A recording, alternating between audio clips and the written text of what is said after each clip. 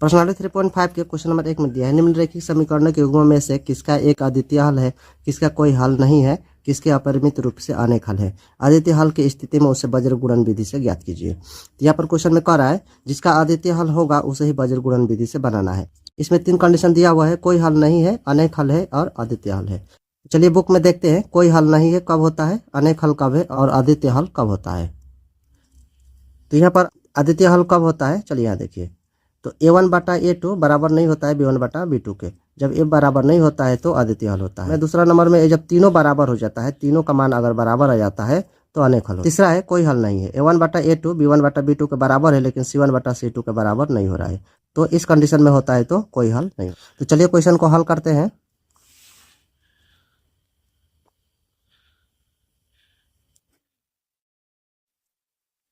तो समीकरण को एक बार लिखेंगे।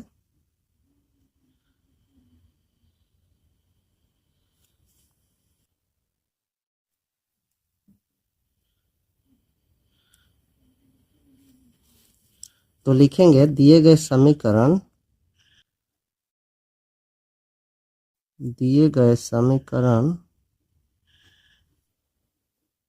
का तुलना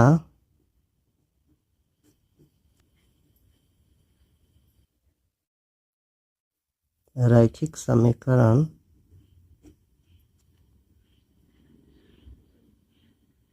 का व्यापक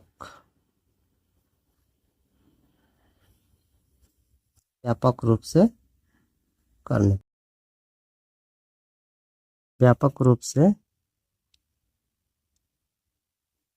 पर इसका जो नियम है लिख लेते हैं। ये होता है a1x plus b1y plus c1। दूसरा में है a2 हो जाता है b2 c2। यहाँ पर लिखेंगे a1 b1 और c1 का मान लिखेंगे, समीकरण में से लिखेंगे b2 c2। तो ये हो जाएगा a1 का मान 2 हो जाएगा और यहाँ पर एक छुपा हुआ है, ये हो जाएगा b1 का मान। c1 का मान हो जाएगा -15। a2 का मान हो जाएगा 3 लिखेंगे और यहाँ पर हो जाएगा -1 छुपा हुआ है, ये हो जाएगा b2 का मान और c2 का मान हो जाएगा -5। इसे लिख लेते हैं a1/a2 2/3 हो जाएगा 2/3 b1/b2 ये हो जाएगा 1/-1। तो माइनस नीचे नहीं लिखते हैं इसलिए इसे ऊपर लिख लेते हैं c1 c2 -15/-5। तो माइनस से माइनस कैंसिल हो जाएगा और 5×15 ये हो जाएगा 3/1 यानी कि 3 होगा। तो यहाँ पर तीनों का मान अलग अलग मिला है, जब तीनों का मान अलग अलग मिलता है तो अद्वितीय हल होता है। तो लिखेंगे a1 a2 बराबर नहीं है b1 b2 के, ये बराबर नहीं है।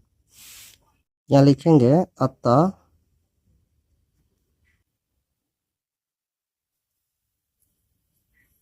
दिए गए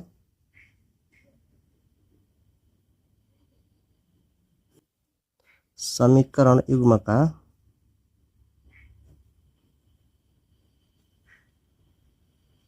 अद्वितीय हल है।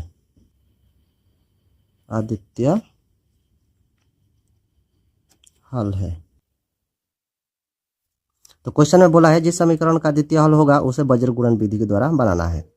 तो चलिए इसे वज्र गुणन विधि से बनाएंगे। यहाँ पर लिखेंगे वज्र गुणन विधि।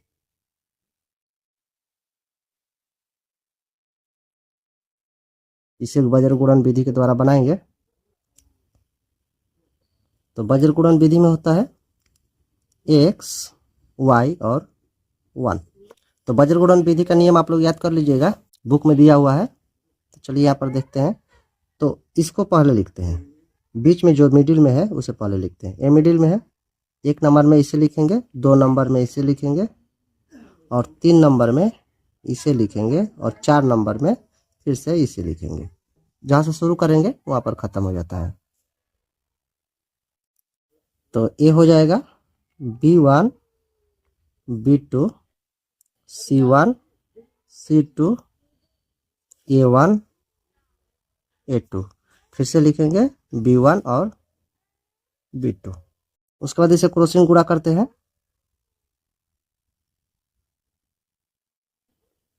इसे चिन्ह लगा लेंगे और इसे क्रॉसिंग गुणा करेंगे।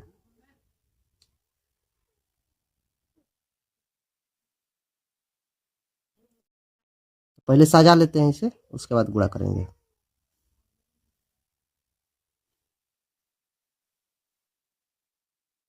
यहाँ x y यहाँ पर 1 लिखेंगे। तो जब क्रॉसिंग गुणा करेंगे यहाँ पर हो जाएगा B1 गुणे C2, बीच में माइनस का चिन्ह रहेगा फार्मूला का। यहाँ पर B2 गुणे C1। तो फिर से लिखेंगे यहाँ पर C1 गुणे A2 माइनस C2 गुणे A1। उसके बाद यहाँ पर लिखेंगे फिर से A1 गुणे B2 फार्मूला का माइनस A2 गुणे B1। उसके बाद बारी बारी से यहाँ मान भर लेंगे, समीकरण में से देख के मान भर लेंगे।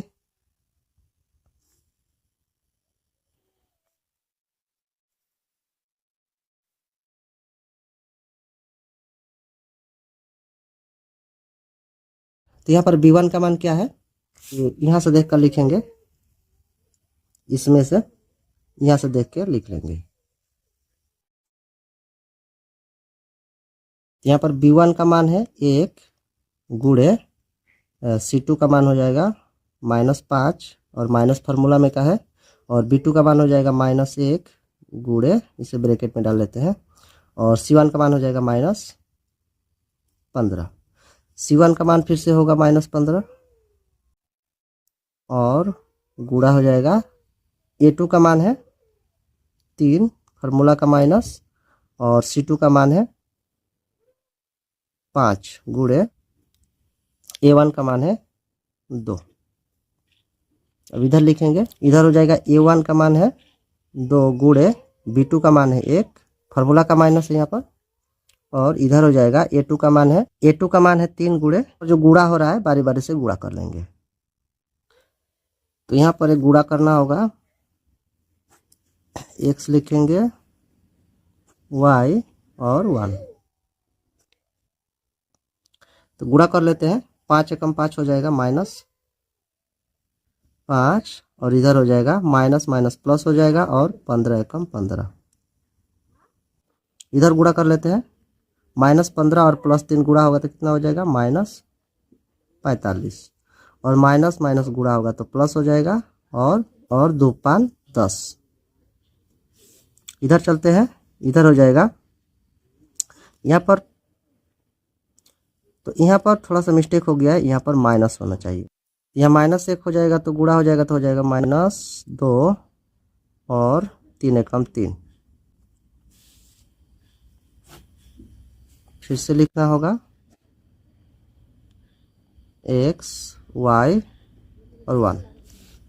तो माइनस माइनस माइनस हो जाएगा और दोनों जुड़ जाएगा, कितना हो जाएगा 20, -20 हो जाएगा, और -45 में से 10 घटेगा तो कितना बचेगा -35। यहाँ हो जाएगा -5। यहाँ पर इसे बना लेते हैं 2 बॉक्स, इसे लिखेंगे, इधर हो जाएगा